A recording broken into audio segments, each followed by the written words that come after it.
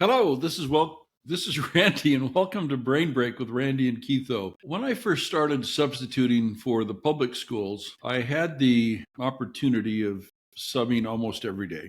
I really enjoyed it. One day I got a call from a school secretary, and most of my assignments had been where I would go on their app, find an assignment, and choose it. But she called me and said, I really need to find somebody that can take this class for 2 weeks. I got your name from, and she named somebody that was responsible for hiring me.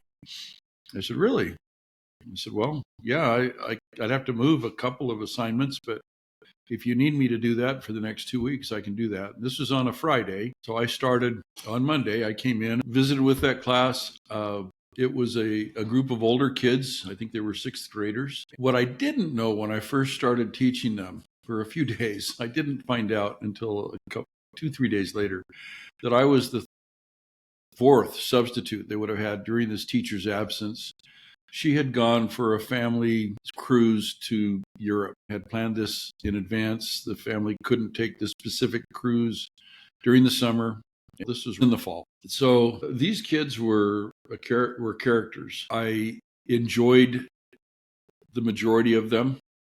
The kids have short attention spans anymore, so they bounce them around a lot. And they might only spend a few minutes on this subject or that, and then we'll do something else. Personally, I don't learn very well that way. So I started teaching them math for about 45 minutes at a time, and science the same way. Some of them really struggled with that because they weren't used to it. Now, some of these kids didn't do anything; they never had, which is kind of sad. But it's the nature of kids.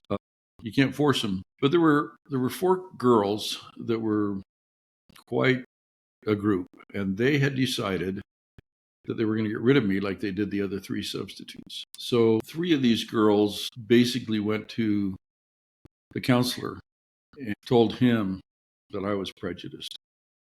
I don't even remember what they thought I said, but they came back.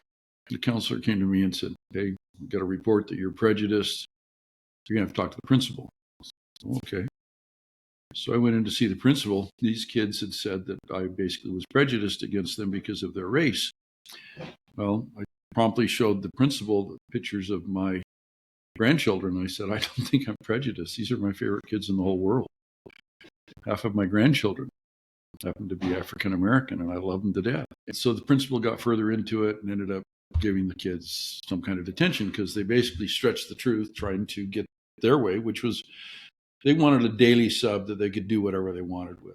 The principal really wanted a sub that would work with them throughout the period. This is pretty easy for a long-term sub assignment because I didn't have to grade any papers. They really were giving me the lesson plans. And they also brought in some people that were incredible to work with that taught me a lot of things about classroom management that I wouldn't have learned as a substitute normally.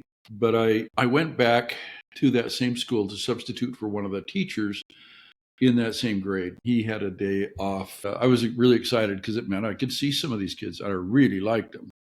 Not all of them, but most of the one girl I wanted to see the most just because we'd talked a lot. I thought that she would be excited that I was coming back. She had been suspended. I don't know why, because I never had a problem with her, but the teacher had suspended her. It turned out that one of the subs that had come in for this teacher, her first choice, had basically gathered up all of the supplies that the teacher had left behind, which was pencils, papers, things like that, and took them with her when she left and never came back. And I'm not sure where she got the idea she should do this, but it made it very tough for a substitute to try and teach. Kids forget pencils, they forget paper, erasers and things. So it was interesting. So the teacher explained that to me. I got to meet her, and then she kind of chewed me out because she said, you let the kids use my special pencils. What had happened is everywhere she went, ever since she started teaching, she would buy pencils from this location or that location. Those were not supposed to even be sharpened. I didn't know anything about that, but the kids would always say, oh, I can't use that pencil. I said, well, go find a pencil somewhere. Anyway, she was a little upset with me. I offered to buy, she'd give me a list where pencils were missing, I would buy them off of eBay or something like that for her. And we didn't get that far. Then she explained to me that the one teacher substitute had taken everything. And then she reiterated, she says, I don't know why these kids are such a problem. But he says, the girls that you had a problem with, they all are on a discipline program. So they'll have to come up to you and have you sign that they actually attended your class and were good. Give me feedback. Okay. So these girls were not happy to see me, at least the one girl. There was one girl who was kind of the leader of the pack. She was kind of shocked that her mother didn't want her to be disruptive. Her mother wanted her to go to school and learn, but she was disruptive. So whenever we do anything, we can learn to improve our skills and look out for people. And that's what I tried to do. These kids were rather incredible. Some of them, frankly, they didn't want to learn the way I wanted to teach them. They just wanted to do their own thing. Kids with laptops, and they all have laptops or other systems, screens, if you will, since the pandemic.